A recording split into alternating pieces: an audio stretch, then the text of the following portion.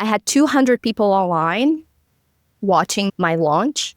And I was like, I'm going to get at least half of these people are going to buy my course after my pitch. But I got one person to buy. I think about the worst case scenario. And I was like, okay, if everything, if it doesn't go according to plan, what is the worst thing that could happen? That is the minimum I can be satisfied with. I do believe that I can reinvent myself as many times as I need to keep doing what I believe I should be doing. That pronunciation course that allowed me to quit my job and start working online, because I did have private lessons, of course, but I wanted more. I just decided to do it. I was like, if it fails, then it's a lesson. But if I succeed, then I'm going to be on a podcast talking about that.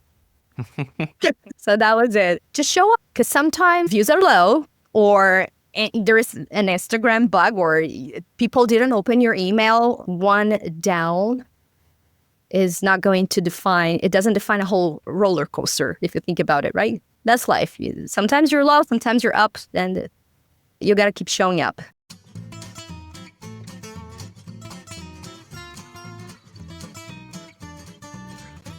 This is the Teacher Talking Time podcast.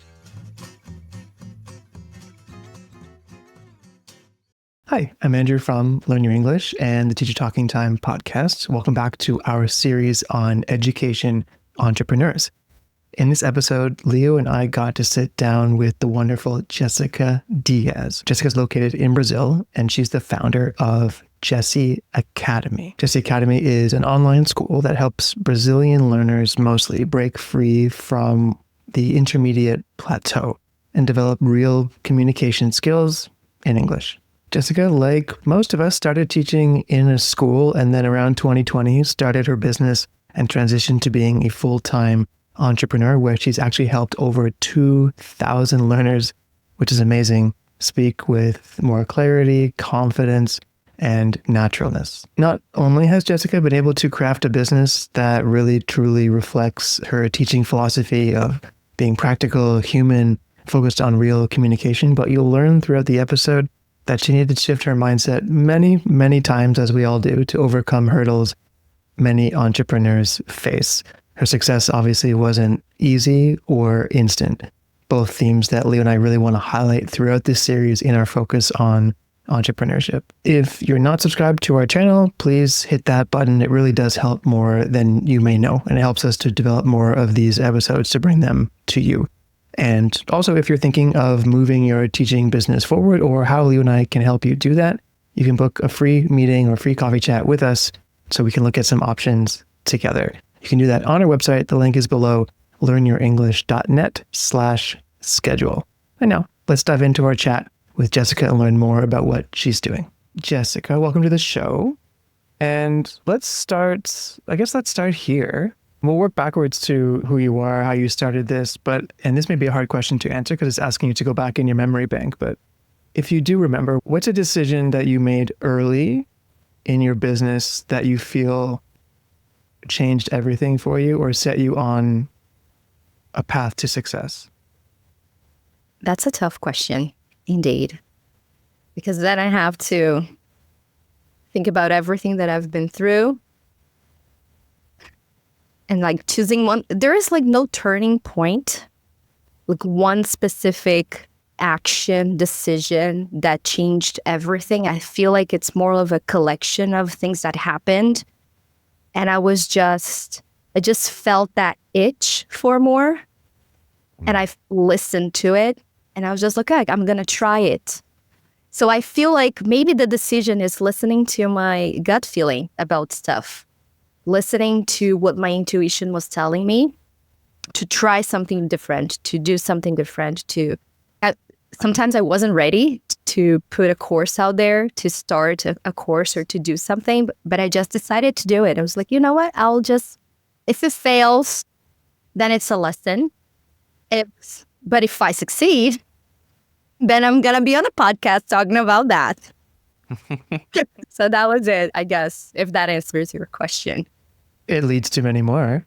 fear of failure is one that we hear a lot from people, from ourselves too, obviously. You said, if I fail, then this happens. If I succeed, then this would happen. How do you define, or how did you come up with your quantifiables for that? Like, how do you feel launching a course or having a business? What would you define as failing or succeeding? That's also a good question. I don't think I have one single definition for failure, because I always believe that failure is just a lesson that is going to set you, redirect the journey, the course of your journey.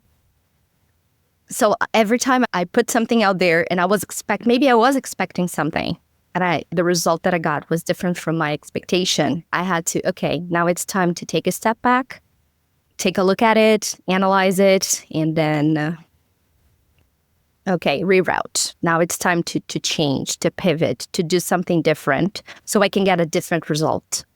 So maybe I don't see failure as, this is something bad and it didn't work. But maybe I didn't get the result that I wanted, that I was looking for.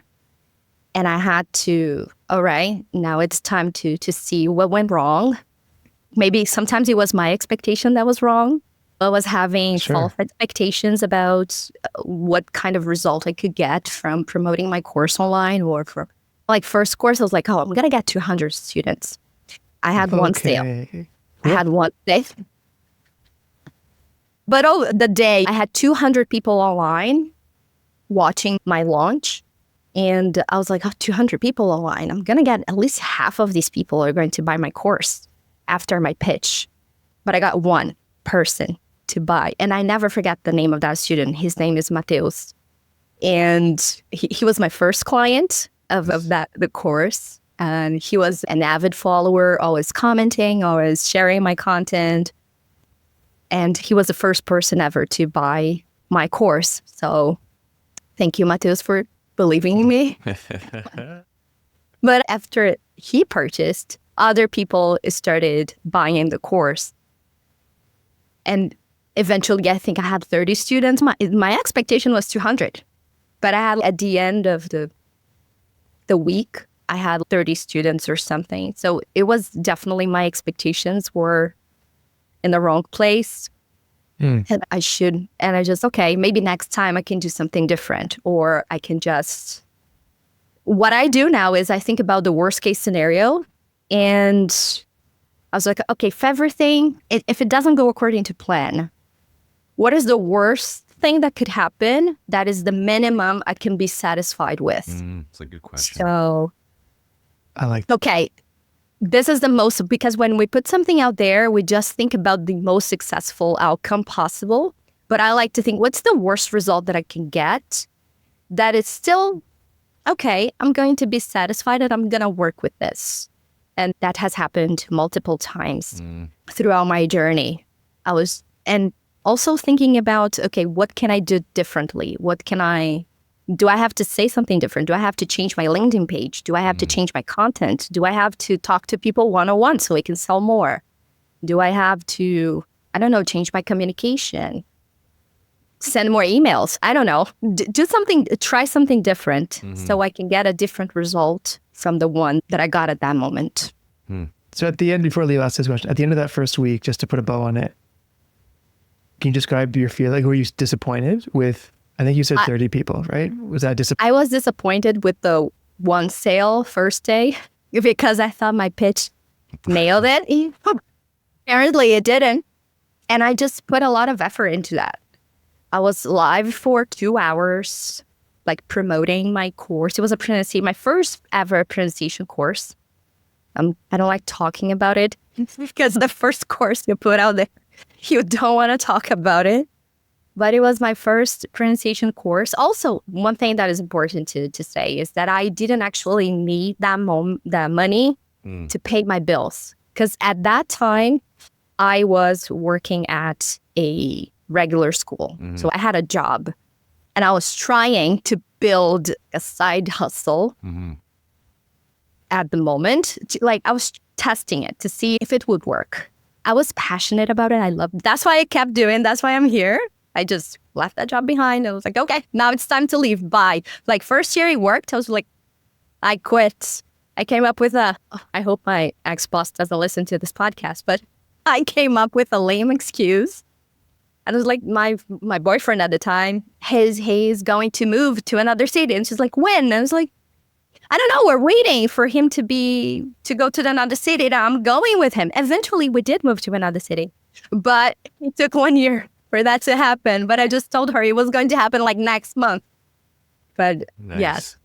And well, now she knows. Yeah. I want to go back to the itch that you mentioned earlier in our conversation, because I really like the expression, the itch, which again, we all know can refer to both a physical sensation, but also a figurative desire. And you've mentioned now that you were working for a school when you decided to start your business. So my question then is, what was the main impetus for you to say, you know what, I don't want to just work for a school. I want to branch out a little bit and do my own thing. Perhaps you can walk us through the genesis of the itch and how everything started. I love the genesis of the itch. The itch has always been there. That's the problem. I used to work for one school and then I got the itch. I was like, okay, that school's not for me. I wasn't happy with the methodology. So I went to work for another school. Then I was happy with the methodology, but my boss was not the nicest person in the world. So I had to leave. So I left that school, went to another school that I was also not happy with the methodology. I didn't feel like I was an English teacher. I was just teaching a bunch of grammar rules, or I felt like I could have been doing more at the time. And so when I started teaching online and creating my own lessons, just making the decisions that I wanted to make, what kind of materials am I going to use? What do you think actually works for students? And started to following you guys, learning more about methods, approaches, teaching. I was like, okay, this is interesting. This is something that I can explore. And the moment that I got the itch again was when I was happier doing with my side hustle compared to how I felt going to school. Like when I had to go to the school, I was just dragging myself to go to work. But when I came home, I would work for hours and hours on my side hustle, quotation marks, because now it's not a side hustle anymore, but at the time it was. And I was happier doing that. I was more excited about that. I was spending more and more hours doing that thing, planning lessons for my students, thinking about online courses, how can I improve? I didn't want to do those things for the school. So it's just, now it's time to, okay, let me find balance, because money is important. I have bills to pay. I've got mouths to feed, like my own mouth, but mouths to feed. So I was like, okay. So I ran my first course. I got 30 students, but then it started growing. I had other ideas for other courses and things started develop. I had private students as well. So I was making enough money that was comparable to what I was making at the school. I was like, okay, now it's time to make the leap. Now it's time to try this for real and see if that's going to go forward. Actually, I want to go a little bit deeper there, because you actually anticipated my next question. Because it got to a certain point when you realized that, okay, this is not a side hustle anymore. I'm actually making real money here. What was that pivotal moment for you? When did you come to that full realization that you had to fully invest in building your business and you had to say goodbye to a regular 9-to-5 job working for a school? What was that moment for you? I still remember that. It was one successful launch that I got enough money for 6 months of working for a school. So I had this one course that was, at the time, I did get a post going viral. So I had a lot of my following grew a lot. I had thousands of people seeing my content. And I had a lot of students enrolling in my course at the time.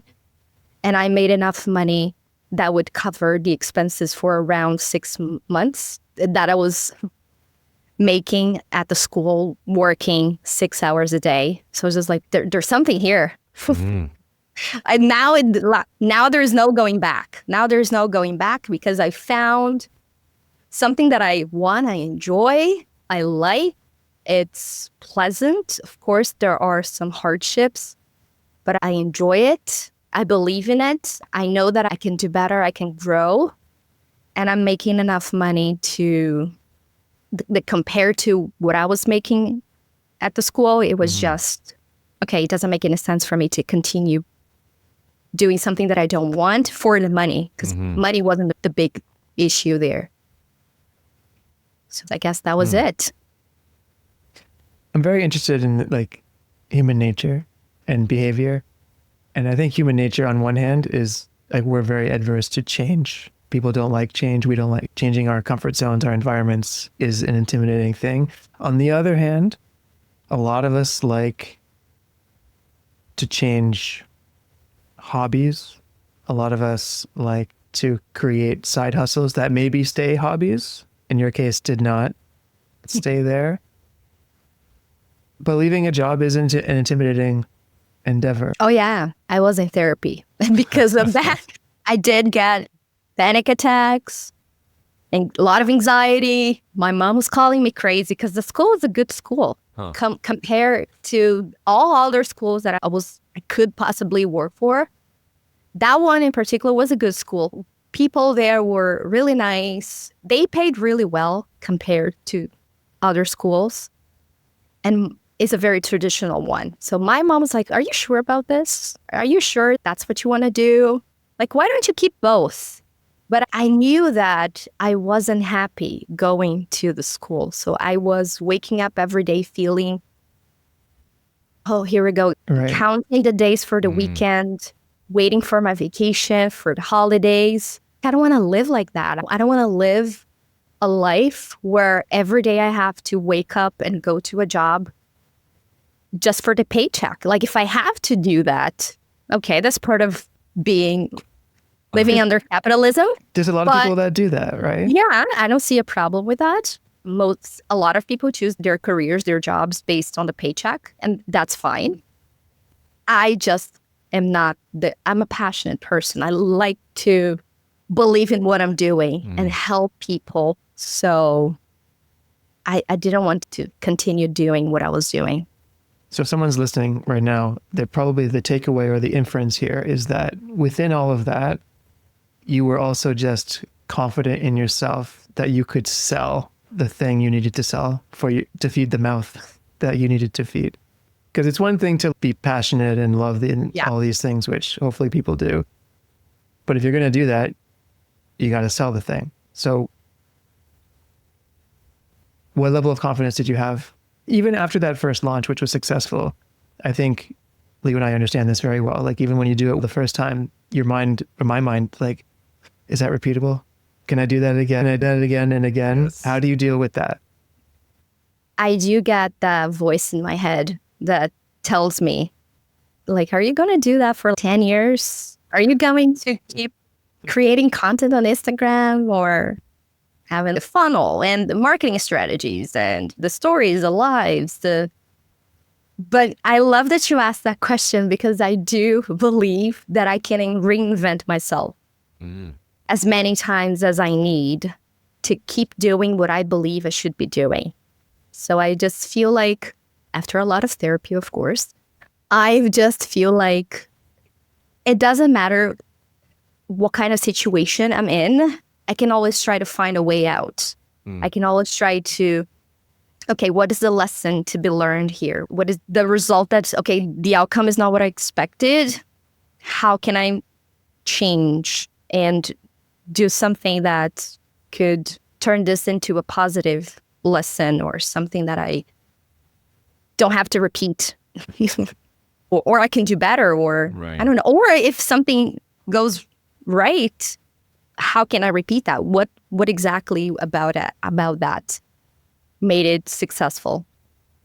Because when I hear you saying that, Jessica, all I hear is to me, it sounds like you have definitely developed a specific mindset for this, which is definitely something that teachers who are willing to or considering pursuing this path need to have.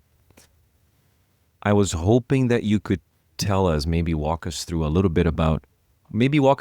your mindset shifted as a result of pursuing these very specific career endeavors with your business. Like perhaps tell us more like the way you thought about the world before, about businesses, about working, and now, because everything that you have said so far, perceiving failure as a lesson, thinking to myself, I can always reinvent myself, like that, not everyone has that kind of mindset.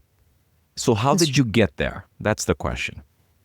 Okay. A funny thing about me is that before the pandemic, which is when it all started. I think for all of us.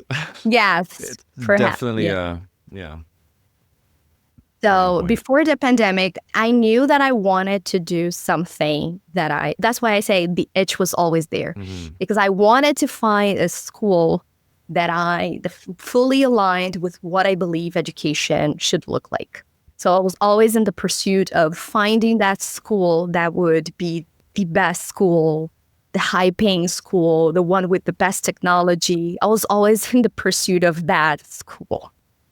And then someone once asked me, why don't you have your own school? Like, why don't you create the school that you believe in, that you think is the best school? And I was like, me? A business owner? No. Managing people? No, never. I could never do that because I couldn't fathom the idea of thinking about having a business, a one-person business, for example, or just a small business. An online business was definitely not on the radar. So I was like, no, I don't want to have a school where I have to pay rent and I have to pay a lot of staff and it's just so much responsibility. I don't want that. And then the pandemic, and I started creating content online because I was bored. I didn't want to get students to create. When I started creating content, I was actually bored. But then people started finding me and sending me messages. Do you teach privately? Do you have any courses? I'm like, okay, maybe I could have a course here and there. And then I decided to launch my first course that I got Mateus as a student. Right. As I told you, I was like, okay, there's something here. Something that I could do. I started listening to students, reformulating the courses, taking other courses as well, seeing how people were doing that online. I guess I'm also a very curious person.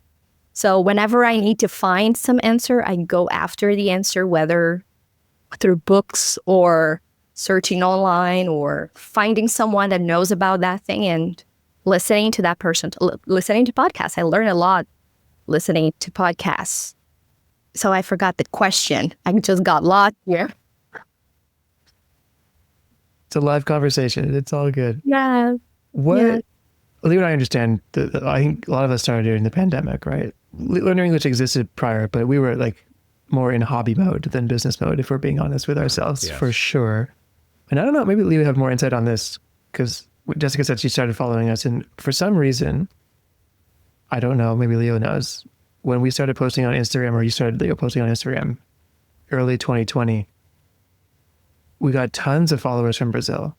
And I don't know why, or South America in general. I don't know if we were running ads there specifically, but it just started to grow, and we just started to, and then it became other countries, and it just started to be like this maybe perfect time, perfect situation, because everyone was like at home and maybe bored too.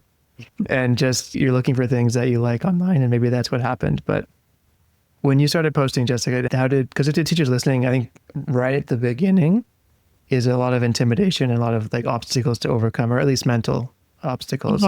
How do I build an audience? The chicken and the egg. Do I like sell something first, try it, and then build an audience? Or do I spend a year of my life trying to build an audience and then trying to learn what they need, and maybe that'll fit?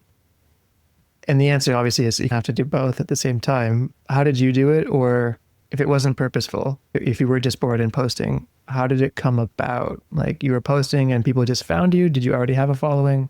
Can you walk us through that? Yes, I just remember that Leo had asked me about the mindset shift. But okay, maybe that by answering. Connect them all, yeah. Yeah, I can connect everything. Okay, if I had to start today, I would start creating content and promoting my courses, my lessons. I wouldn't wait because 5 years ago, it was completely different. People were online, like consuming content and creating content because they were bored, they were at home, they were scared, they were losing loved ones, they were getting sick. So it was a different time. I started just creating content for a couple of months until I got like my first private students online. And then for almost a year until I created my first course. But I wouldn't do that today. Like starting today, it's a lot harder to just get that following there are so many options. This is not to make you feel like whoever's listening feel like, oh, maybe, okay, it's, what do we say? Like when it's not crowded, it's oversaturated, maybe. Yeah, oversaturated. Saturated. That's the word I was looking for. Saturated. It's just saturated. So I'm not going to create my profile. I'm not going to promote my courses. And I always think if I want to be an independent business owner, if I want to have my own teaching business, if I want to do what I believe in, I have to deal with the boring stuff, which is promoting my course online, creating content, doing all the marketing part that it's not my favorite, but I handle it. I think the mindset shift, the biggest one was put it on a scale. Okay, if I continue at the school, I have a fixed paycheck or like it's easy work. It's nothing fancy or I don't have to think too much. The book's there. I just have to follow the book and maybe create a thing here and there for family day or for Halloween or whatever. Or like just one thing here and there. So it's easy. I don't have to think too much. I don't get to choose my vacation. That's bad, but all right. And I have a paycheck at the end of the month. All right. On the other side, I get to do something that's very exciting, that's new, that keeps me, as I said, I'm a curious person. So I like to learn. I like to explore ideas, to listen to different ideas, to read. So yeah, that's going to sparkle my curiosity. That's going to push me forward in my career. I'm going to get to know. I got to know so much after I decided to work for myself, to be a teacherpreneur. I love that word. Not sure if you guys came up with this, but I just, No. Absolutely not. We've had a love and hate relationship with that word. Yeah. The first time I heard it was because of you. And I just love it because, yeah, that's what we are. Anyway. But I don't have a fixed paycheck. So I have to find ways to pay my bills and know that I'm safe. But I can reinvent myself. I can change. I can grow. And I think that's what kind of drawn me to, okay, now I'm going to do this thing. That was maybe the biggest mindset shift. It's like, all right, there are downsides and benefits for both. Which is stronger? And for me, it's one, the freedom. I get to wake up the time I want. Or I get to choose at least what time I'm going to wake up. I do work more. I'm not going to lie. I do work more because I have more responsibilities. Naturally. And at school, I just had to follow the book, as I said. So lesson planning wasn't a big thing. I just had to follow the curriculum of the school. So I do have more work, but I get to choose when I'm going to get a day off. I don't have to tell anyone when I get sick and cancel lessons. I just tell my students, hey, I'm sick. I don't have to take a sick day or let my boss know and everybody's angry because, oh, Jessica didn't come to school today. Who's going to replace her? Her group has no teacher. I don't have to worry about that. I can take a day off without feeling like I'm going to get fired the next day. And yeah, it just, for me, there are more benefits to doing what I'm doing right now rather than when I was working for a school. The question of if teachers need to earn more money to stay in ELT is really the wrong question these days. That one's largely been answered with precarity, 0-hour contracts, inconsistent work. The question isn't, do I need to earn more? The question really is, how do I make it work? Our TAP program, or Teacher Accelerator program, works with teachers like you directly to help make it happen. Through the process of being in the program, we help teachers build a lean, profitable, and pedagogically sound teaching business. 3 pillars that are really important to us.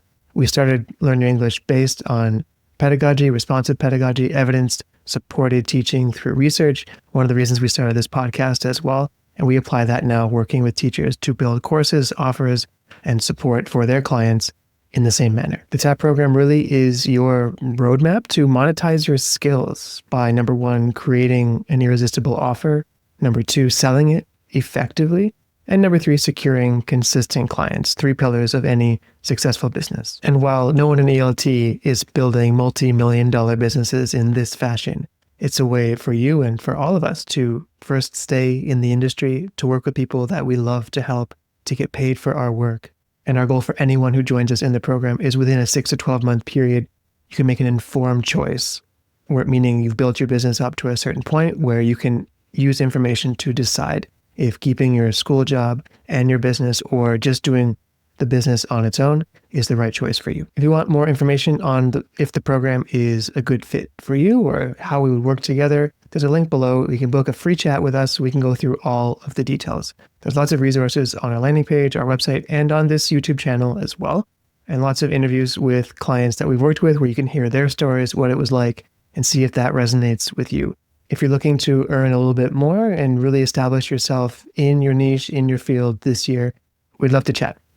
And now, let's get back to the show. Hey, I'm Mike Sad from Kelowna, BC, and you're listening to Teacher Talking Time, the Learn Your English podcast. First of all, I think you are irreplaceable because I don't think anyone can be like you. Thank you. But I wanted to shift gears a little bit and talk more about your current business. Perhaps you could walk us through what you're currently doing. What's your business model like? I think a lot of teachers who, when we talked about this series that we were going to be doing this series, a lot of people said, I would love to know how other teachers are structuring their business. So perhaps you could walk us through your business. What are you currently doing? I know you started with pronunciation. Are you still doing that? I know you've also branched out and you're working with teachers too. So tell us more.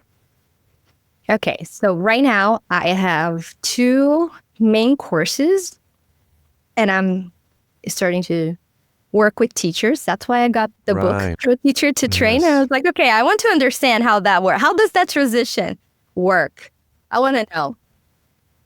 But I can talk about working with teachers later.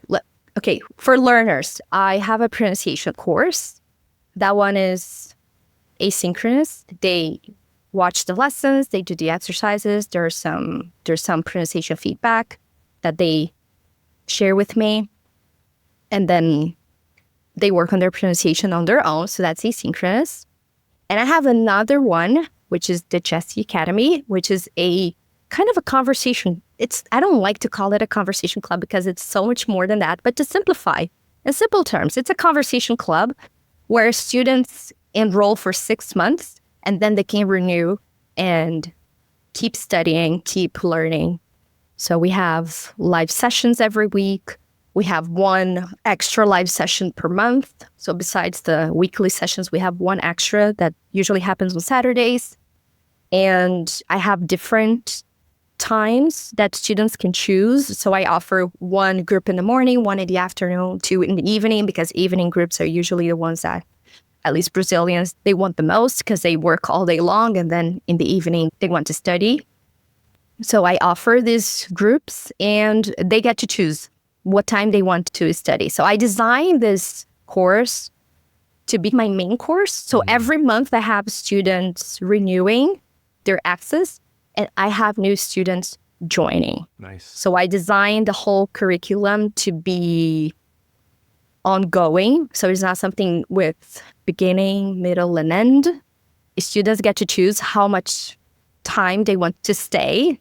Do I want to stay 6 months? No, I have students now. They're with me for a year and a half. Oh, wow. So since the beginning of the program, they're still there and they want to.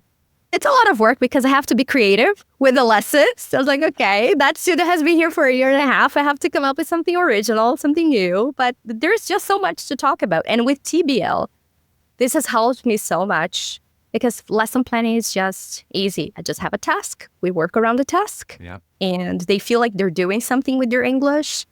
And I can just put a little bit of the lexical approach here and there, or a little bit of grammar here and there, a little bit of pronunciation here and there. And they have the main task. So every week I just have to think of one task. I have 4 I love it. time or 4 slots for, they get to choose. It's the same class. So I just have to plan 1 class per week. Mm-hmm. They have the flexibility of, oh, I cannot attend in the evening. Can I join in the morning? Yes. Oh, I cannot join in the morning. Can I attend in the afternoon? Yes. So they have the flexibility that adults need to study English. And I don't have to worry about, oh, the course finished. Now I have to get a new group. Oh, More the course people. finished again. Now more people. Yeah, I can have the same students. I've had the same 10 students for a year and Nice. more students joining. 2 new students joined this month, just so you have an idea. Mm-hmm. And 2 revenue I have- streams. yeah, exactly. And 2 students that might stay for a year or a year and a half. And I don't I have like to that. worry about Sounds like having the students. lifetime value of your clients is huge, because if they stay a year and a half, that's a lot. And It then is. even what's your average of retention of a client? Like how around a long? year. I think around a year. That's Amazing. great. Yeah, around a That's year. great. Yeah. Some more, Amazing. some less, but most of them around a year. So at least I can count on that paycheck. Yeah, for absolutely. a year. And then For- we work with teachers on this too, right? Hey, to have two, like exactly what you're describing. It's amazing. Allow people to continue who want to continue with you, right? Yeah, And yeah, at the same time, you can still bring on new people within reason, obviously. of course. What you're describing in our TAP program for teacher, we would call this like fulfillment, right? It's like, how do you actually, what's your client facing responsibilities? So they have lessons they can sign up for. I know from your Instagram, you talk about feedback a lot. So you're giving feedback. Yeah. You do, this is how you fulfill it, right? What is if I was a person interested in this, like what is the transformation or what is the offer? So you've told us, if people listening, that's how Jessica works with her clients. They could sign up for these live classes. They get feedback at this frequency. What is like the line where it's, I'll join this, and then 3 months later, 6 months later, who are the people that you're trying to attract? What do they want? Yeah. It's interesting that you asked that, because that's something that I wanted to talk about, is another mindset shift. That's so hard to say, mindset shift. It's a tongue twister. It is. It is. Another mindset shift was, I don't have to serve everyone. And that's a mistake I made a while ago. So I was focusing on pronunciation. So I had a pronunciation course.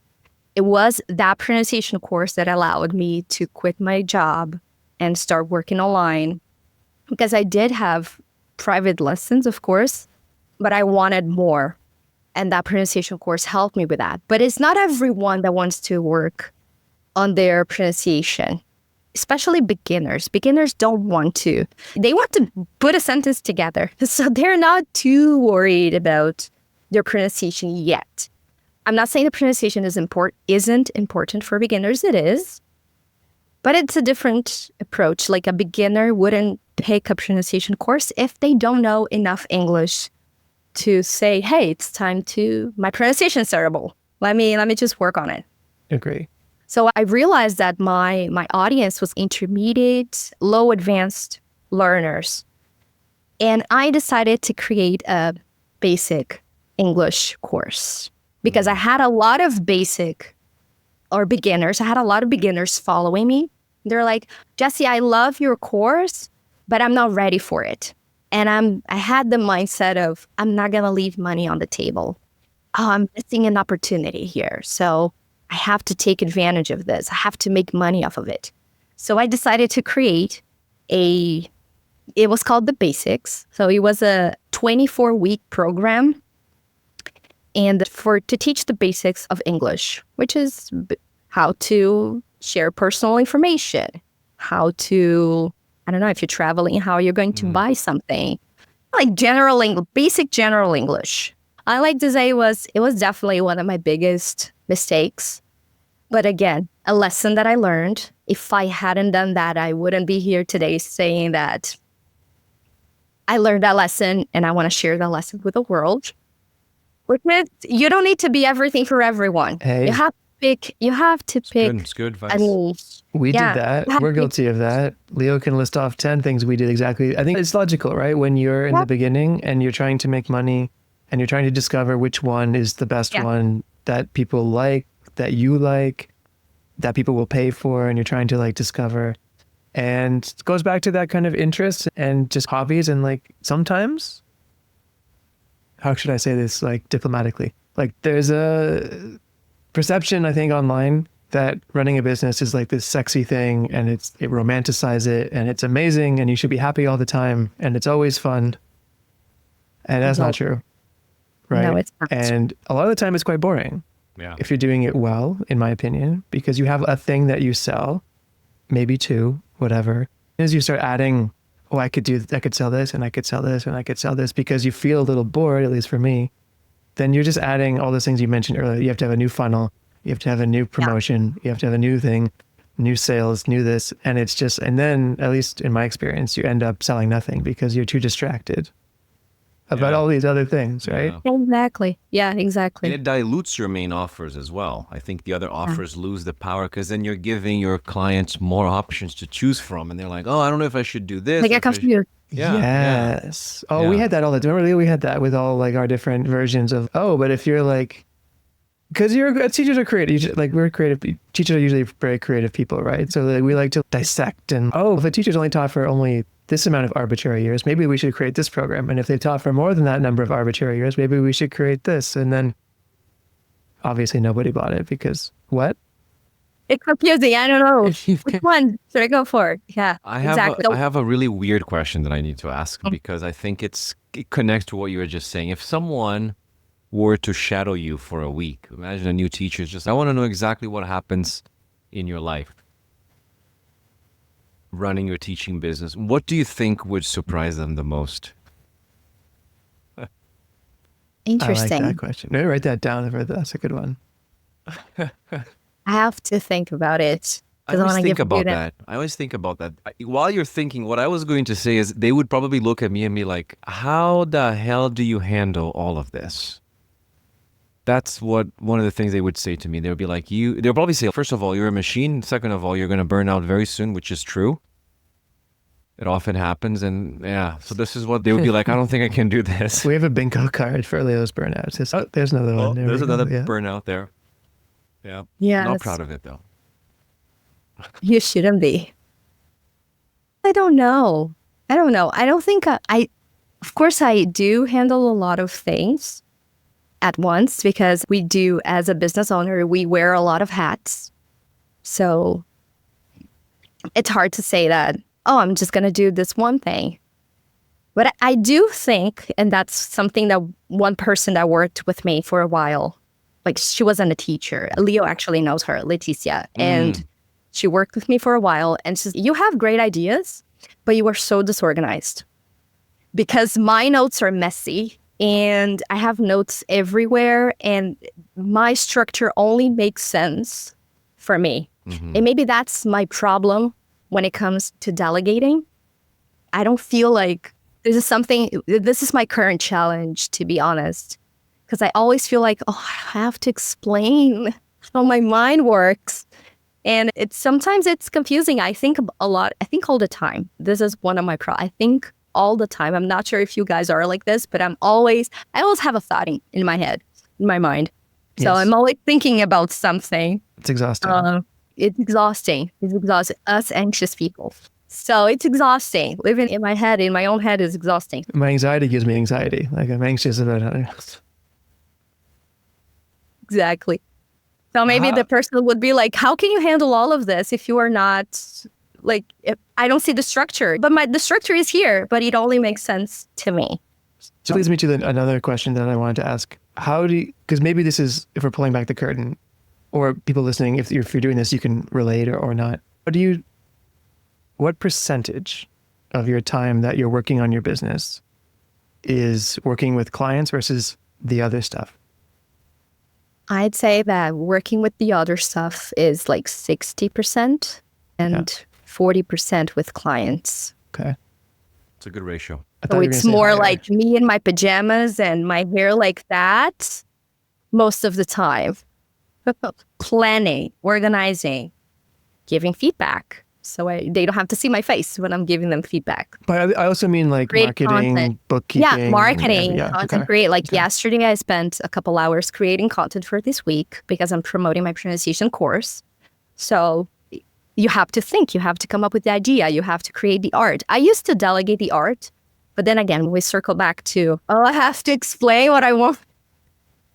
So much work. It's more So work. much work. No. And it never looks exactly like what you want it to be. How you like. pictured it. Yeah. Okay. Let's run with that idea. It's true, right? But isn't that the essence of delegating is someone can do it 80% of how I would do it, but if I don't have to do it, it's worth it. Do you believe in that? I do believe in that, especially the stuff that I don't want to do, like video editing or what else? Yeah, just content creation. I can simplify that. That's all right. But some art, they need to be professional, especially for the course logo, all of that. So it's got to be professional. So I usually hire someone to do the video editing or to create the art for. So it's okay. This is going to take so much time for me to do and so much space. I'd rather delegate. Do you do your own bookkeeping, taxes, stuff like that? Sorry? Do you do your own bookkeeping and like taxes, finances? No, I have a company that does that for me because it's in Brazil, it's complicated to do the taxes because you have to do some math and I'm not going to sit down to do it. So I actually think that the level of my company right now, I need to have an accountant. I don't think I can run a business without an accountant in Brazil. So I have one. And I also do I have a lot of platforms that can help me. For example, ManyChat to send, like if I have something that I want to send my followers, I just use a ManyChat code to send that thing to. I don't have to go individually in each Instagram profile and send a message to each person. I can just have ManyChat do that for me. Or ChatGPT is a great tool if you know how to use it. So I teach ChatGPT how I want my lessons to be designed or the steps, the methodology. So it's a lot of work. I spend days doing that, going back and forth with ChatGPT so it's well-rounded. And now I just put the idea out there and there's just like small refinements that I have to do with the lesson so that optimizes my work as well. What else? Wow. Yeah. If I can use AI to help me. We're shadowing you right now. This is the minute. Yes, exactly. Wow. We're coming to the end, and I think we might have maybe one or two more questions, which I think would be very, very important for us to ask, is specifically looking at where you are now and what you are projecting in the future. Perhaps you could tell us more, because I feel like you've been running a business for a while. You seem like you've gained a baggage, a lot of experience from doing this, Jessica. But what's one thing that you're still figuring out in your business and in your career? I guess the idea of scaling while maintaining the quality and essence of my teaching. Because I decided to pursue this path for a reason, because I wanted to I want to create the education that I believe in. And sometimes when we are online, we get seduced by some offers that are just interested in, you're going to make X amount of money, you're going to have X amount of clients, but they're not actually interested in the quality or the essence of what you're delivering. They're just worried about the marketing that is going to get you the clients. But once these people become your clients, what are you going to do with them? So this is a struggle that I still have to manage because I want to grow. I want to have more clients, more students, but I don't want to compromise and do something that I do not believe in, like fully, or say something I did once get lost and started doing stuff that was like, what am I doing? Because I was seduced by the conversations. But it's like, no, this is not who I am. I'm not going to sell at the expense of having to lie or say something that is not true, or just create a fancy headline. Not a fancy, but a sexy. I like that Andrew used that word, a sexy headline, and that's going to make people click and buy. No, I prefer to have people buying from me because they are buying to me, my energy, my values, because they truly believe in what I'm doing and they think I'm the only option for them. It's not because I'm the cheapest or because the only one available, but because in their eyes, I'm the best one. So it's another kind of value that I have to put out there. Yeah, that's important. Yeah. And following down this path of helping teachers, this actually happened by accident. I had some teachers, they wanted to join Jessy Academy. And I'm just like, Jessy Academy is more like for learners. People are there because they want English for work, because they live abroad. So it's another profile. So I don't want teachers there because that's not what they want. They want something else. So I just, I'm going to give it a try. Those ideas that you have once. And then I actually saw that they need someone telling them that it's okay and they're going to be okay. It's what you guys do. It's don't worry, it's going to be fine. That's how things are. And it's so when you choose to become self-employed and have your own business, it's very lonely. So you don't know. We know how to be teachers, but we don't know how to be business people. We don't know, like business and teaching are two different skills. And you have to develop that other skill of thinking about your school as a school. You're not teaching, you're not getting a bunch of lesson plans or books and just going through lessons with students. You are building something else, if that's what you want, of course. So I guess that's my next chapter, my next challenge is to build something that can help teachers feel more confident in their own teaching, but understanding that there's more than teaching to building this business. If you want to have that paying your bills and feeding your mouth, you have to do more than just following a book and gathering a bunch of lesson plans from different platforms. Life is the book, right? Yeah. Your experience is, right, but then you have to just go through it until, and this book never ends. So there's no end to the book. There's always a new chapter. Maybe we're previewing that final version of that course, Jessy, because I want to ask you this. Because you mentioned earlier, I get another mindset shift, maybe as we end here, about it's easier in a way to just go work at a school or have a job because there's a paycheck that comes in every 2 weeks or once a month, depending on whatever.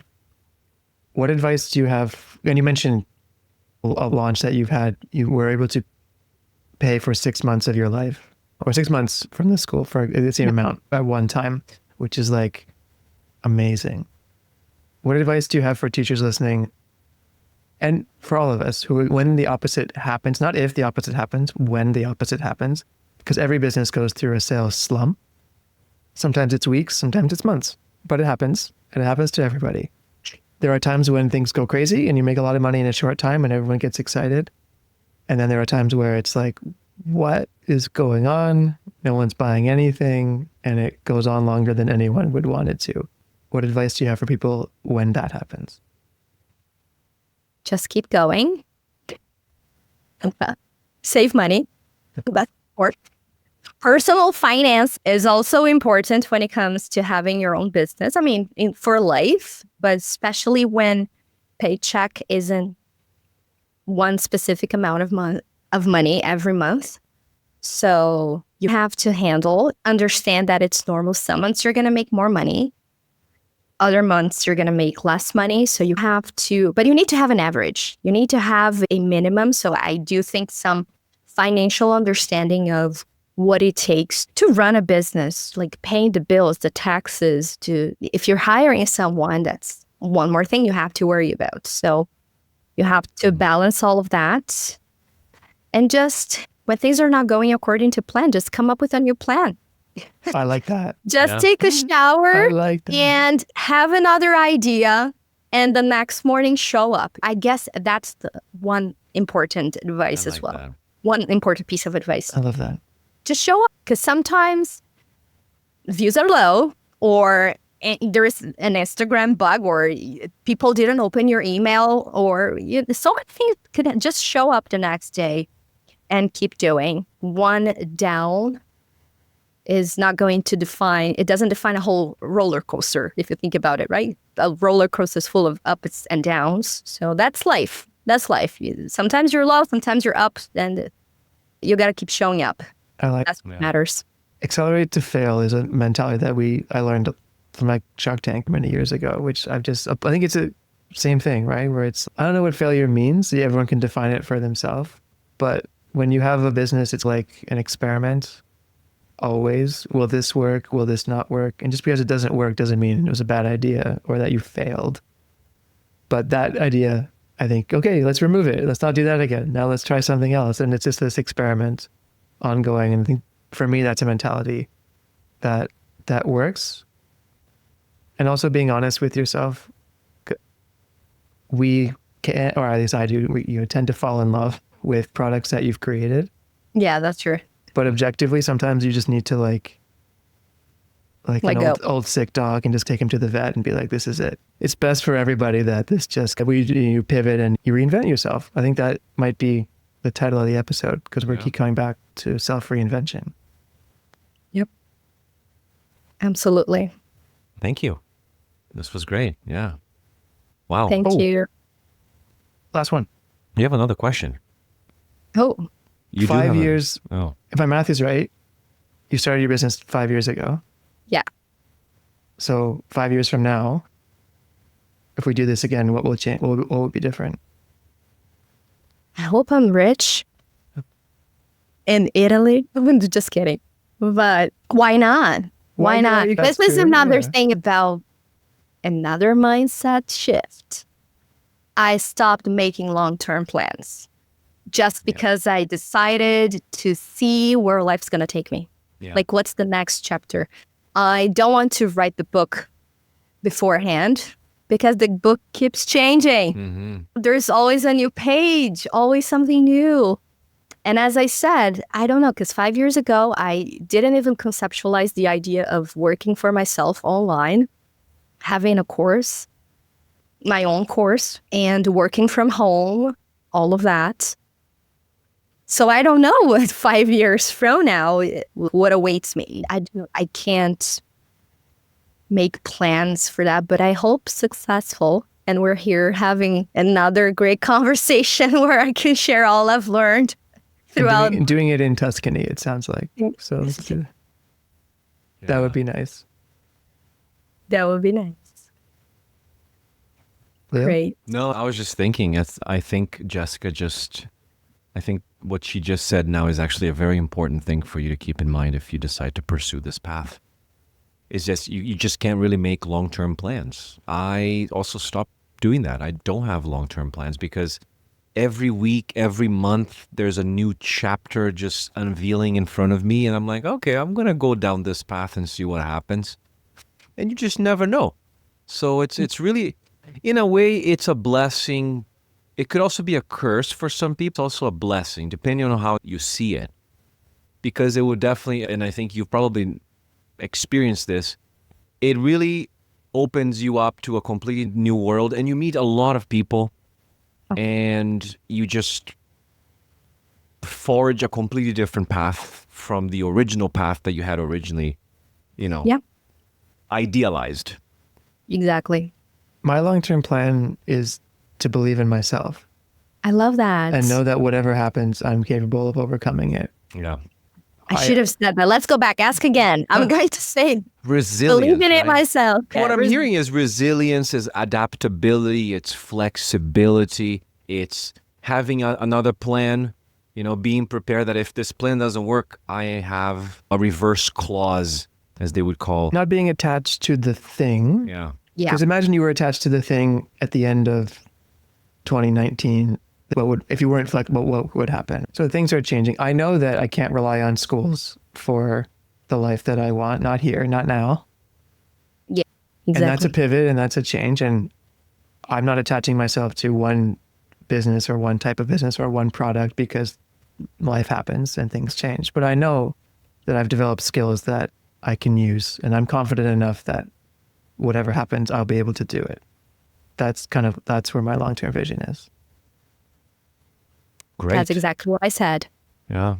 Or we'll just use AI to put your voice over it. Thank you. That's great. That's great. Jessica, thank you very much for doing this. Why? Thank you. We really appreciate you taking the time to have this conversation with us. And again, if you like Jessica, you want to follow her work, we're going to leave all her information here in the show notes. And yeah, give her a follow. Check out her work.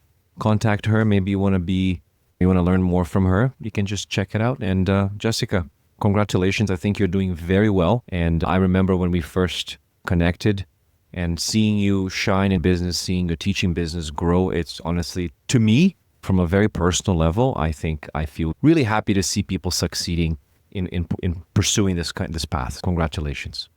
Oh, thank you so much. Thank you guys for having me here. I want to say you made me very comfortable. I usually get nervous when I have to be on a podcast, but you made me feel very comfortable. And thank you for the opportunity of being here. I think that's one thing that we hear a lot from people.